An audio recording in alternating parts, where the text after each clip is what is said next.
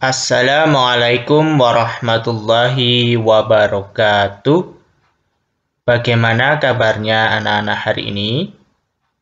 Mudah-mudahan anak-anak senantiasa diberikan kesehatan dan dimudahkan dalam belajar. Tentunya mudah-mudahan Allah senantiasa melindungi kita. Amin.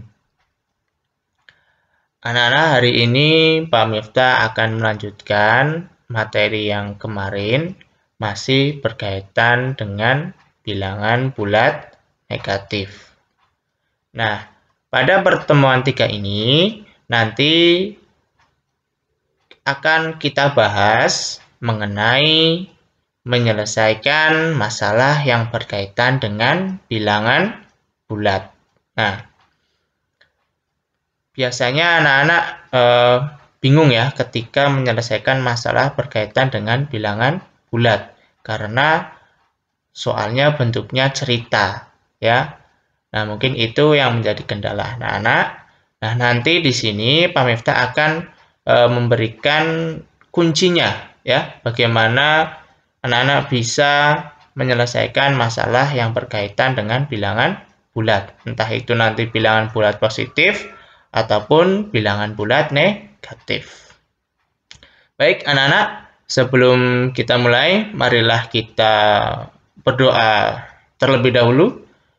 Mudah-mudahan nanti kita diberikan kemudahan dalam belajar. Amin. Oke, berdoa mulai. Berdoa selesai. Baik, kita lanjutkan materinya. Kita lanjutkan yang pertama. Nah, ini. Tadi Pak Miftah bilang, Pak Miftah akan memberikan sebuah kunci ya. Kunci yang mana nanti ada sebuah kata yang sering muncul di dalam soal. Katanya apa saja? Nah, nanti Pak Miftah sudah merangkumkan beberapa kata yang mudah-mudahan nanti bisa membantu anak-anak dalam belajar. Dan kata itu juga sangat banyak sekali ya sebenarnya. Cuma yang Pak Miftah ringkas di sini yang sering muncul, ya, yang sering kita jumpai. Oke. Nah, ini anak-anak kata-kata yang sering muncul di soal cerita ketika menyelesaikan masalah bilangan bulat. Nah, di sini ada tabel ya di sebelah kanan dan sebelah kiri. Nah, ini. Nah, di sini ada positif atau nanti ketika anak-anak menemukan kata yang bergerak ke kanan, berada di atas, bergerak ke barat atau ke utara, kemudian naik, kemudian menang, maju, untung. Nah, ini akan bernilai positif angkanya. Tetapi ketika anak-anak nanti menemukan sebuah kata ya, bergerak ke kiri, berada di bawah, bergerak ke timur atau ke selatan, kemudian turun, kalah, mundur, rugi. Nah, ini nanti akan bernilai negatif.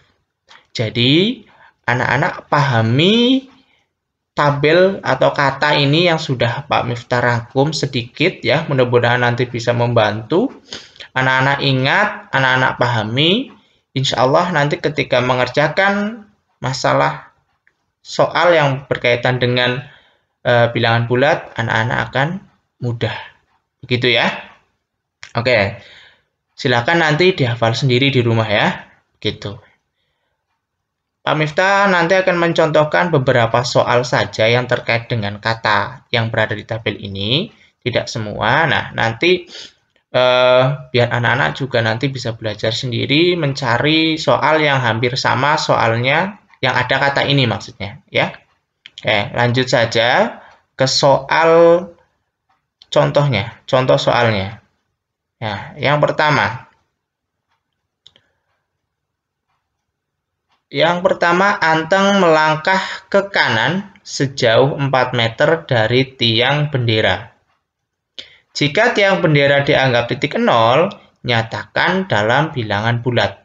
Nah, di sini pemirsa sudah kasih warna yang berbeda. Ini adalah sebenarnya kata kuncinya ke kanan, ya, gitu. Oke, kita lihat solusinya. Nah, solusinya perhatikan kata ke kanan. Nah, ini ya, yang warna merah. Artinya, bilangan itu adalah positif. Maka, jika ditulis menjadi 4. Ya, paham ya, anak-anak ya? Oke. Jadi, pahami kata kuncinya. Ya, begitu. Contoh yang kedua. Farel melangkah ke kiri sejauh 12 meter dari pohon beringin. Nah, jika pohon dianggap titik nol, nyatakan dalam bilangan bulat. Nah, ke kiri, ya, tadi ke kiri itu adalah bilangannya negatif. Nah, solusinya perhatikan kata ke kiri. Ya, ini yang sudah warna merah, ya. Berarti bilangan itu adalah bilangan negatif. Maka jika ditulis menjadi negatif 12. Ya.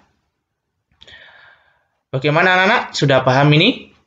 Ya, mudah-mudahan sudah paham. Pak Miftah lanjutkan contoh yang selanjutnya. Kata yang selanjutnya. Yang pertama, sebuah pesawat berada 35 km di atas permukaan laut. Jika permukaan laut dianggap titik nol, nah ini ada kata bantu jika ya. Jika permukaan laut dianggap titik nol. Sama seperti yang tadi contoh soalnya ya. Nyatakan dalam bilangan bulat. Nah, gampang ya. Kalau ke atas itu pasti positif ini ya.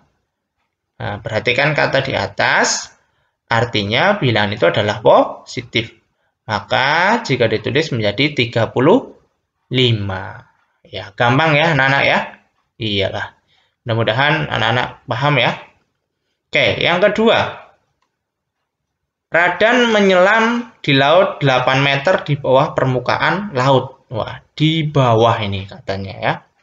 Jika permukaan laut dianggap titik nol ya, nyatakan dalam bilangan bulat.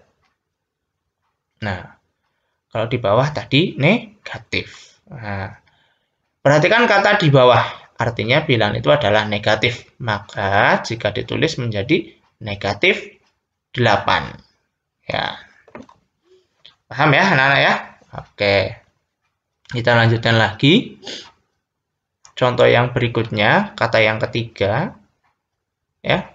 Oke. Yang pertama, sebuah pesawat bergerak ke barat sejauh 500 meter dari landasan pesawat.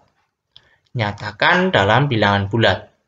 Loh, Pak Miftah, kok ini tidak ada kata yang dari titik nol gitu kan? Nah, anak-anak harus paham juga ketika tidak ada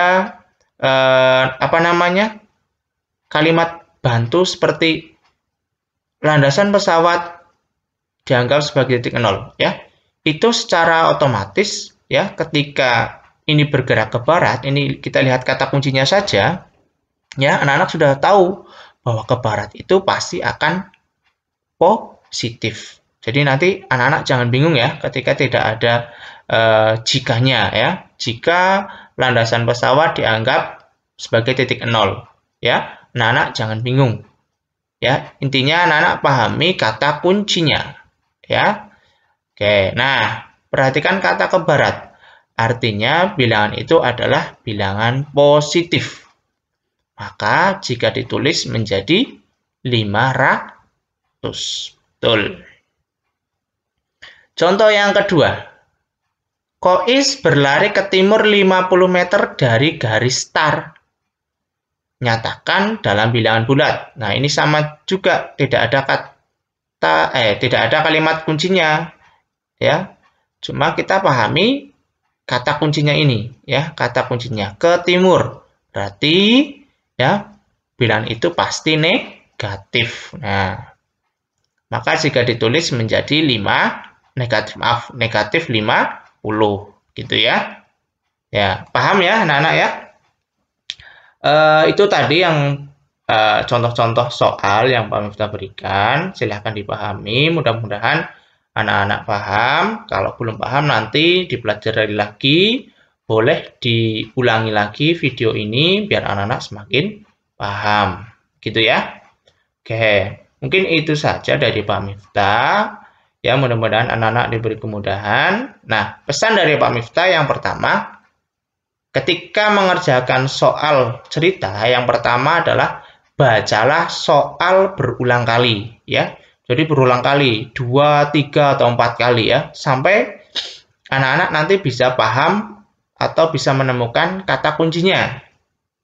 Yang kedua, cermati soal ya, dicermati soalnya betul-betul, jangan sampai salah mencari kata kuncinya atau salah dalam mencermati soalnya. Yang ketiga, pahami kata kunci ya. Pahami kata kunci ini, tadi sudah Pak Miftah berikan kata kuncinya, ya silahkan dihafal ya dan dipahami agar nanti bisa mengerjakan soal. Yang keempat, banyaklah berlatih soal. Nah ini ya, anak-anak harus rajin belajar, harus banyak berlatih soal. Karena matematika itu harus banyak berlatih soal. Gitu ya. Tetap berusaha dan berdoa tentunya ya anak-anak. Jangan mudah menyerah walaupun belajar di rumah. Ya, begitu. Itu saja dari Pak Miftah, anak-anak solih, selamat belajar, semoga anak-anak paham. Mohon maaf apabila Pak Miftah dalam menyampaikan masih banyak kekurangan. Terima kasih, mari kita tutup dengan baca hamdalah bersama-sama.